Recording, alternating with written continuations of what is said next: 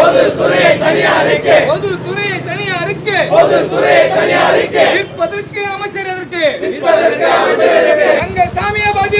ரங்கசாமியை பதில் சொல். பள்ளிக்கூடம் நடத்த துப்பில்ல, ரேஷன் கடை நடத்த துப்பில்ல, தொழிற்சாலை நடத்த துப்பில்ல, வேற என்ன வேலைதான் அமைச்சிருக்கு? போராட்டம் இது போராட்டம். மின்கட்டண உயர்வை கண்டித்து தமிழக வாழ்வுரிமை கட்சி நடத்தும் முற்றுகை போராட்டம். மின்கட்டண உயர்வை திரும்ப பெற மறுத்தால் பாண்டிச்சேரி சட்டமன்றத்தை புதுச்சேரி சட்டமன்றத்தை இழுத்து போட்டுவோம். எச்சரிக்கை. விடமாட்டோம்.